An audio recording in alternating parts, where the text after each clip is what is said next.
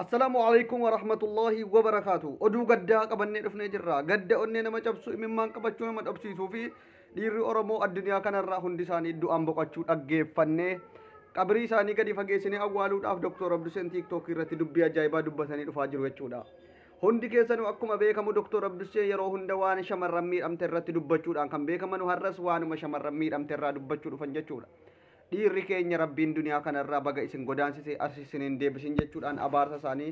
itti muddanii dhufaniiru jechuudha doktor Abduseen. Maal yoo jettan dhiirota eegee lafarra harkisu baay'eetu waa'ee aayilaandii kana ajandaa godhate. An sanarraan dubbadha. Maali jettanii maaxxaariyaa yookiin entini isaa sana nu gaafachuu hin qabdanuu jechuudha.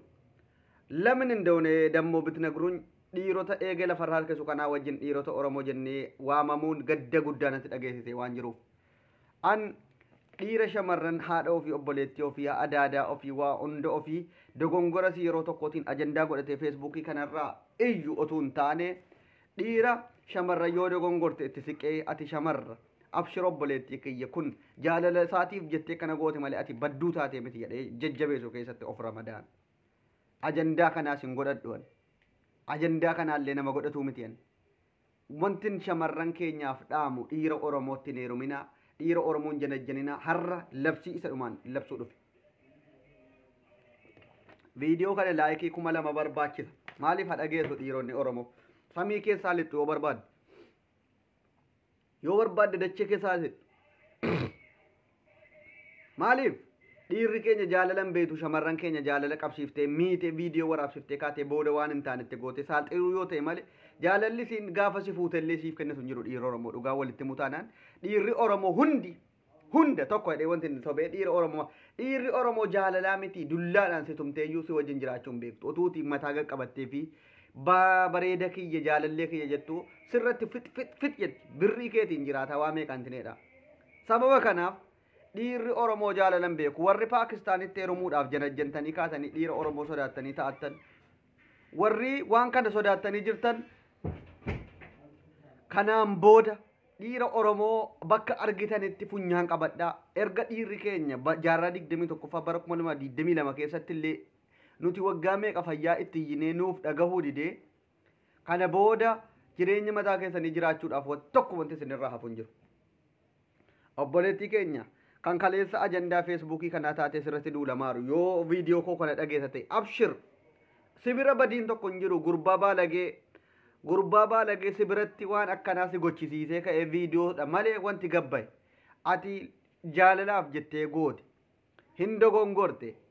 shamarran immoo jaalalaaf lubbuu ofiiyyuu dabarsitee kenniti an dhibba kanatti hin amanaan bafiqir የማይከፈል መስዋዕትነት የለም jedhutti amanaan. Kana aayilandaa godhattanii warri aayilaandii tiiktookii keessatti feesbuukii keessatti hiitanii akka daa'imaatti akka hantuuta fannifamteetti reebdan gowwoota eegee lafarraa harkiftanii hamilee shamarranii cabsuu malee ofii jaalala kennitanii hin jiraachuu hin dandeenye. Maal abbaa keetiif gaafa shamarran dogongorte ajandaa godhattee irratti duultare? Atoo jaalala beekta atoo shamarraniif yaadda atoo miskiinummaa shamarranii beekta maaf hin gorsitu maaf hin obsine maaf ajandaa godhatte? Shamarran hin dogongortu shamarran qalbiin jala tokkittiidha jennaan hin beektanu. Maali kan isin waa'ee shamarranii ajandaa godhattanii irratti itti duultanii waan adda addaa gootan? Warabbal kaaba isin yoomuu eegee lafarraa harkiftanii yoo gajaraan eegee isinitti kutan illee naman taatan. Dhugaa isinitti maan. Yoo gajaraan eegee isinitti akkana godhanii kutan naman taatan isin. Yoomuu taanaan hanga shamarran Oromoo kabajjanii dhiifama badii isin balleessiteef gootanii fi ofitti qabattanii jiraattanutti maqaan isin nama ta'u hin jiru dhiirri keenya. Maqaa nu balleessitan warabbal kaaba Paakistaaniin isin baangaaliin maali jettan duute isin caalti nu caalti anaa walitti qaba akkamitti yoo naan jette takkaa shamarran keenya yoo itti heerumtee deessee heeru maal jette illee takkaa bifti isii irraa jijjiirame cabdeen argine nuti kan keenyatti heerumtee utuu ji'an ga'inatti irratti bakkee ilaaltee janajjantaa sababa kanaa shamarran keenya gaafa waggaa tokko bareedduu akkamii fuuteetiyyuu koshoroo fakkeessitee lafa keessa jechuudhaati. Kanaafuyyuu shamarran keenya abbaa barbaaddetti heerumu qodaa keeti eenyutti si gaafata?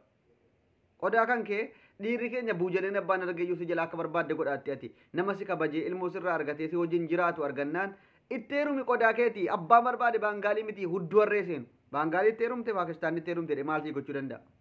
ofiyyoosi kabajisiin kennine ofiyyoosi jaallate jaalala keessa si galchee ka'ee waan barbaade sirriitti gochuu dhaabuu hin dandeenye ati maaltu wajjin si caqaacaqaree maaltu si gube ati umuriin kee deema shamarra dhiirri maqaa abbaatee waamamti waa tokko wanti ilmoon kan kee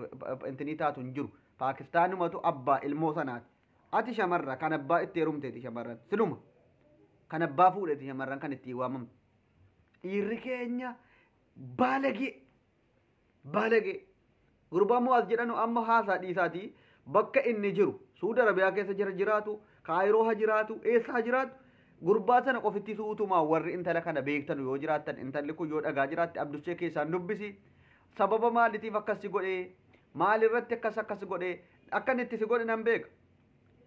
Mu'aaz jette maqaa isaa akka waamaa jirtu nan beeka gurbaa kana fidi isa salphisuudha dhiira inni salphifamuu qabu kana booda shamarri yoo siin maal goote salphifamuu hin qabdu itti duulamuu hin qabu dhiiricha isa akkana afaan damma godhate mimmi'eessee shamarran keenya akkas godhee ka'ee gadi baasu kana tarkaanfii ajaa'ibaa akkan lamuu lammitti waan akkanaatti hin deebine fannisuudha yoo argan fannisuudha baalagee kana jechuudha baalageedha malee kun nama jettee maqaa dhiira Oromoo baattee amma shamarran Oromoon fuudhattee taa'u jirtaati gufaayya shamarran haadha keeti abbaa keeti obboleettii keeti waa hunda keeti shamarran otuu beekte kunuunfachuu qabda malee ati IBC barbaadde ajandaa godhattee irraa iyyuun hin barbaachisu ture dhugaa jirtu walitti muyoo ta'e baalagee yaasaaddegewu inni dhalusa kana bar baalageen guddifte jechuun dhiira Oromoo hunda siin gufaayya waggaa meeqaa harralli jaarraa 21ffaa keessa teesse waa'ee shamarranii funaanta saba kamtu mee waa'ee shamarranii funaanee viidiyoo fe'ataar mee eenyuun viidiyoo shamarranii gabbaase ajandaa otuma gabbahe eenyuun ajandaa godhatame inshallah aayilaandii miti waan barbaaddeen of qoonfartu baalagee ofii keetii waan barbaadde si waa'ee aayilaandii mucaaneessatti beeksisitu taasise akka godhi jedhee isiin otuu ofitti muriinaa ergette iyyuu si murtee dandeesse siif ergiti shamarran adofii keetii aayilaandiidhaan akkana naa godhi viidiyoo naa ergette kaatee har'a gaafa gadi baaftuun saalfattu mucaa miskiin mucaa mu'aazoo jedha haala siin akkas jettu amma ati waa tokko hawwaa wallaggaayyuu nagaadhaan fataa jette jireenya si jiraataa jirti atillee obboleettii kiyya yoo na dhageessa ta'e wamaa sitti hin dhagaamin abshir obboleettitii fataa jettee heerumi baangaaliin waan afaan keenya hin beeku dhugaa sitti hima baangaaliin afaan keenya beeku hin jiru waan ta'eef heerumi baangaaliitti heerumi yoo nama keenyatti hin heerumina shamarran Oromoo hundinuu viidiyoo kana sheerii 2,000 shamarran betalay dhiiraan xiiqii qabdanii gochuu qabdu biraan naaf ga'a baalagee kana biraan galatoomaa nagaan tura